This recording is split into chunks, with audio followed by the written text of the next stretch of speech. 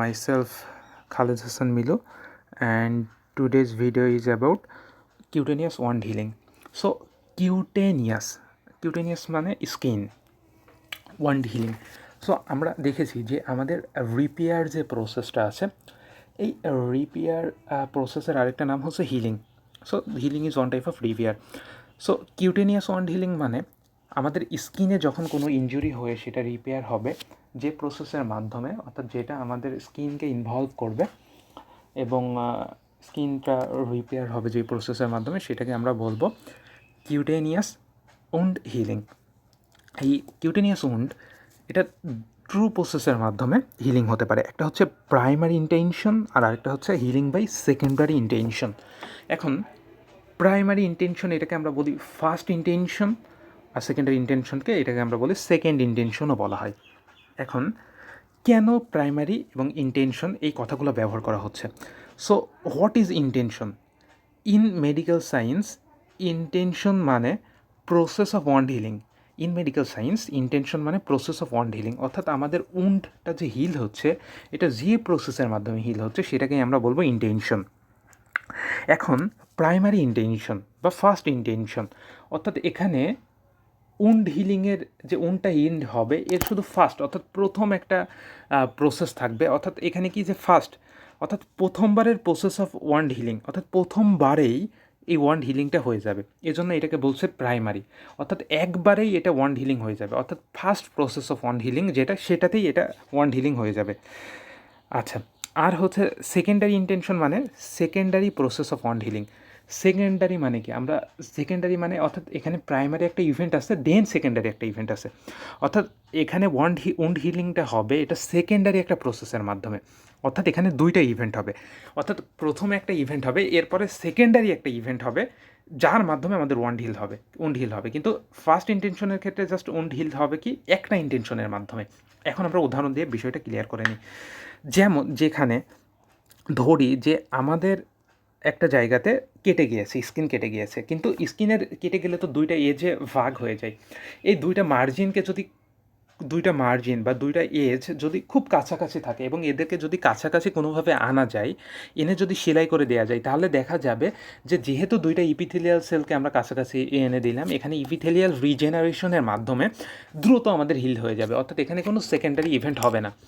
অর্থাৎ আমাদের এখানে দুইটা স্কিনকে আমরা এক জায়গায় করে দিতে পারলেই আমাদের হিল হয়ে যাবে. অর্থাৎ প্রাইমারি প্রসেসের মাধ্যমে আমাদের ওয়ান্ড হিল হয়ে যাবে. কিন্তু আরেকটা উদাহরণে আসি আমরা, যে আমাদের স্কিন কেটে গিয়েছে, স্কিনে ইনজুরি হয়েছে, উন্ড হয়েছে, এই উন্ডটা অর্থাৎ ডিস্ট্রাকশন অফ টিস্যু হয়েছে, এই টিস্যুটা যদি একটা বড় এরিয়া, স্কিনের একটা বড় এরিয়া জুড়ে হয় এবং সেখানে কি হচ্ছে যে আমরা স্কিনের যে দুইটা এজ কেটে গিয়েছে এই দুইটা এজকে আমরা কানেক্টেড করতে পারতেছি না. ইন ডেট কেস কী হবে যে অনেক দূরে তো অনেক দূরে হওয়ার কারণে আমাদের এখানে কি হবে, এখানে হচ্ছে কি অনেক দূরে এবং অনেক দূরে সরি ফর দ্য ইন্টারাপশন, এবং অনেক দূরে হওয়ার কারণে এখানে কি হবে যে প্রাইমারি একটা ইভেন্ট হবে. প্রাইমারি ইভেন্টের ভিতরে একটা ইভেন্ট হবে যে আমাদের প্রথমে যে জায়গাটা ফাঁকা রয়েছে ওই জায়গাটায় তো একটা গ্যাপ রয়েছে, এবং এই গ্যাপের কারণে কি হচ্ছে আমরা দুইটা এপিথেলিয়ালকে এক জায়গায় কানেক্ট করে সেলাই করতে পারতেছি না. তাহলে প্রাইমারি ইভেন্টে প্রথমে ওখানে কী হবে, ওই ফাঁকা জায়গাটাকে ফাঁকা রেখে দিবে সার্জনরা, ওই ফাঁকা জায়গাটাকে ফাঁকা রেখে দেয় এবং ওখানে গ্রানুলেশন টিস্যু ফর্মেশন হয়. এবং গ্রানুলেশন টিস্যু যেহেতু connective tissue, so connective tissue formation হওয়ার মাধ্যমে যখন গ্যাপটা রিজলভ হয়ে যায় তখন কি হয় যে দুইটা এপিথেলিয়াল অর্থাৎ দুইটা এজকে এক জায়গায় করে হচ্ছে কি হয়, যখন জায়গাটা ওপেন রেখে দিলে যখন গ্রানুলেশন টিস্যু ফর্মড হবে তখন ডাক্তাররা ওই দুইটা এপিথেলিয়াল টিস্যুকে একসাথে করে সেলাই করে দেবে. অর্থাৎ সেকেন্ডারি ইন্টেনশন, অর্থাৎ এটা একটা secondary process of wound healing. হ্যাঁ, অর্থাৎ কী হচ্ছে যে প্রথমে আমরা জায়গাটাকে ফাঁকা রেখে দিচ্ছি, গ্রানুলেশন টিস্যু ফর্মেশন হচ্ছে, এবং সেকেন্ডারি ইভেন্ট হিসেবে আমরা ওটাকে সেলাই করে দিচ্ছি.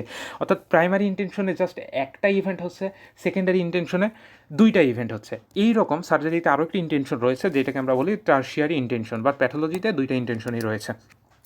টারশিয়ারি ইন্টেনশনে কী হয় যে আমরা ফাঁকা রাখতেছি এবং কানেকটিভ টিস্যু ফর্মেশন হচ্ছে বাট কানেকটিভ টিস্যু ফর্মেশন হবার পরেও আমাদের কী হচ্ছে আলটিমেটলি আমাদের ওখানে যে ডেড টিস্যু রয়েছিল ওই ডেড টিস্যুগুলো মারা যায়, আবার হচ্ছে অর্থাৎ গ্রানুলেশন টিস্যু ফর্মেশন হওয়ার পাশাপাশি কিছু টিস্যু মারা যাচ্ছে।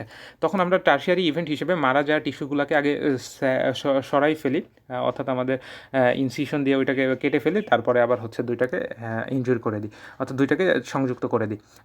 তার মানে এখানে হচ্ছে ইভেন্ট হচ্ছে টারশিয়ারি ইন্টেনশনে 3টা, আর প্রাইমারি ইন্টেনশনে অর্থাৎ আমরা 2টা ইপিথেলিয়ালকে একসাথে লাগাই দিতে পারতেছি, মার্জিন যদি ক্লোজ থাকে, এটা হচ্ছে প্রাইমারি ইন্টেনশন, খুব ইজিলি হয়ে যাচ্ছে। আর সেকেন্ডারি ইন্টেনশনে আমাদের কী হচ্ছে যে গ্যাপ অনেক বেশি, তখন এটাকে আমরা ফাঁকা রেখে দিচ্ছি এবং ন্যাচারালি গ্রানুলেশন টিস্যু ফর্মেশন হচ্ছে, কানেকটিভ টিস্যু ডিপোজিশন হয়ে যখন ফাইব্রোসিস হচ্ছে, তখন দুইটা এক জায়গায় চলে আসছে, তখন আমরা স্কিনকে লাগাই দিচ্ছি।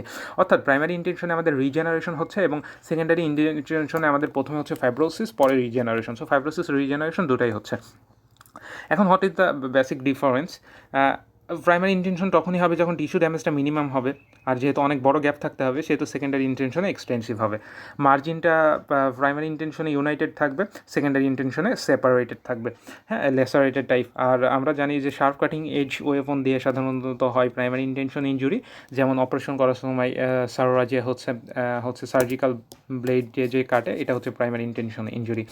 আর লেস গ্রানুলেশন টিস্যু ফর্মেশন হয় প্রাইমারিতে, সেকেন্ডারিতে এক্সটেন্সিভ হয়, যেহেতু টিস্যু গ্যাপ পূরণ করা লাগবে।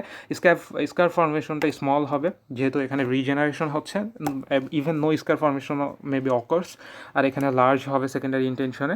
আর এক্সাম্পল হচ্ছে ক্লিন ইনচেঞ্জড উন্ড, যেমন সার্জিক্যাল উন্ড, এই সার্জিক্যাল উন্ডটা হচ্ছে এটা হয়। আর আমাদের হচ্ছে সেকেন্ডারি ইন্টেনশনের উদাহরণ হচ্ছে আলসার অ্যাবসেস, লার্জ ল্যাসারেটেড উন্ড। আর ওয়ান্ড কন্ট্রাকশন এখানে হবে না, আর ওয়ান্ড কন্ট্রাকশন হবে সেকেন্ডারি ইন্টেনশন, এবং যেটা মায়োফাইব্রোব্লাস্ট, এবং এটা গ্রানুলেশন টিস্যু ফর্মেশন হওয়ার কারণে হয়। এবং কন্ট্রাকশন হওয়ার কারণে কি, যে যেখানে আমাদের স্কার ফর্মেশন হচ্ছে ওই জায়গাটা অনেক বড় থাকে প্রথমে, এবং কিছু সময় পরে দেখা যায় যে ওই জায়গাটা একদম হচ্ছে কাছে চলে এসেছে, এবং it is due to wand construction, এবং কন্ট্রাকশনটা হয় মেইনলি মায়োফাইব্রোব্লাস্টের কারণে। So thanks everyone, thanks for watching this video. Please do subscribe in my channel.